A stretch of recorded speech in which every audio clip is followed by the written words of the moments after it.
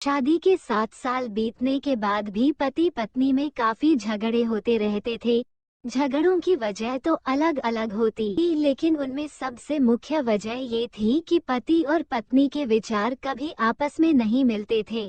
जहाँ पति स्वभाव से नेक, सेवाभावी और सबके प्रति समभाव रखने वाला था, वही पत्नी का स्वभाव स्वार्थी और भेदभाव करने वाला था।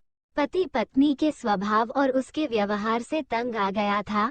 वो हमेशा कोशिश करता रहता है कि पत्नी का आचरण और स्वभाव में किसी तरह बदलाव आए। पत्नी अपने ससुराल साइड के रिश्तेदारों के साथ कभी सीधे मुंह बात न करती। कई लोग उसके खराब व्यवहार के कारण नाराज हो जाते, लेकिन पत्नी उसकी भी परवाह नहीं करती। पति को इस बात से काफी दुख होता कि उसकी पत्नी उससे इतनी विपरीत क्यों है।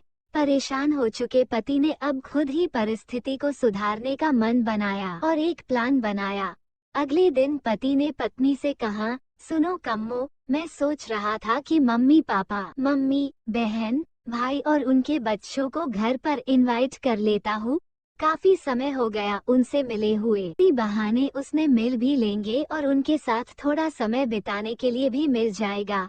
तुम क्या कहती हो? पत्नी के चेहरे से साफ दिख रहा था कि इसे ये आइडिया पसंद नहीं आया, लेकिन उसने पति का मन रखने के लिए बेमन से हाँ कह दिया। पति खुश हो गया और पत्नी को अगले दिन अच्छा खाना बनाने के लिए बोलकर सभी को फोन करके बड़े प्यार से अपने घर आने के लिए न्योता देने लगा। जब पति फोन पर बिजी था तो पत्नी सोच रही थी, ये आदमी भी न अपने फालतू के कामों से बाज नहीं आएगा। क्या जरूरत है सबको घर पर बुलाने की? सब मेरे घर आएंगे और राजाओं की तरह ऑर्डर करेंगे और मैं दासी की तरह उनकी सेवा करूंगी। नहीं नहीं, मैं ऐसा नहीं होने दूंगी। अच्छा खाना तो क्या, मैं इन्हें सादा खाना भी नसीब नहीं होने दूंगी। देखती हूँ कितनी देर टिकते हैं ये लोग मेरे घर। अगले दिन सुबह पति काफी खुश था। जब सिर्फ 2 ही घंटे बचे थे सभी मेहमानों का आने के लिए, पति ने अपनी पत्नी से पूछा, अच्छा बताओ तो सही, आज सबको खाने में क्या स्पेशल खिलाने वाली हो? पत्नी मुंह बनाते हुए बोली, स्पेशल खाना क्यों? तुम्हारे माँ बाप, भाई बहन कोई मेहमान थोड़ी है जो उनके लिए कोई स्पेशल खाना नहीं बनाया है मैंने। वह भी वही खाएंगे जो हम खाते हैं। आज घर में सिर्फ दाल चावल बना है क्योंकि और कुछ बनाने के लिए सामान नहीं था। पत्नी के बात सुनकर पति गुस्सा हो गया और बोला, तुम कभी नहीं सुधरोगी। अगर घर में सामान नहीं था तो मुझे एक बार बता दिया होता, मैं बाजार से जाकर ले आता, लेकिन कुछ ढंग का तो खाना बना लेती। अब सिर्फ 1 घंटा बचा है और सभी आने वाले हैं, मैं क्या मुंह दिखाऊंगा उनको? तुम ही रहो यहाँ, मैं तो जा रहा हूँ। उनके जाने के बाद ही वापस आऊंगा, कहकर पति घर के बाहर चला गया। पत्नी को तब तक पति के बातों का कुछ फर्क नहीं पड़ा था जब तक मेहमान घर पर नहीं आ गए। और जैसे ही सब मेहमान घर पर आए तो पत्नी के होश उड़, क्योंकि भाई बहन, माँ बाप और बच्चे वो उसके पति के सैदे वाले नहीं बल्कि खुद उसी के थे।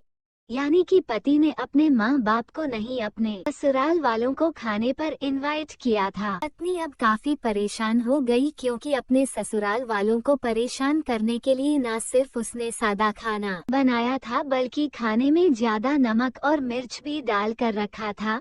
अपने माइक्रो वालों को सामने देखकर पत्नी हाथ मलने लगी। थोड़ा सोचने के बाद पत्नी ने अपने पति को फोन मिलाया और कहा, तुमने मुझे पहले क्यों नहीं बताया कि मेरे मम्मी पापा और भाई बहन आने वाले हैं? तुम पहले बता देते तो मैं अच्छा खाना उनके लिए बनाती। पति ने कहा, मैंने वही बताया जो मैं मानता हूँ। मैंने कभी तुम्हारे परिवार वालों को पराया नहीं समझा और तुमने कभी मेरे परिवार वालों को अपना नहीं माना। और मैं जानता हूँ कि तुमने ये सोचकर कि मेरे मम्मी पापा और भाई बहन आने वाले हैं, जानबूझकर घटिया खाना बनाया। अब तुमने जो किया है उसे तुम खुद ही भुगतो। मुझे पता है तुमने मुझे इसलिए फोन किया होगा ताकि बाहर से खाना मंगवा सको, लेकिन मैं ऐसा नहीं करूँगा ताकि तुम्हें तुम्हारे किए की सजा मिल सके। इतना कहकर पति ने फोन कट कर दिया। ना चाहते हुए भी पत्नी को अपने मायके वालों को वही खाना खिलाना पड़ा।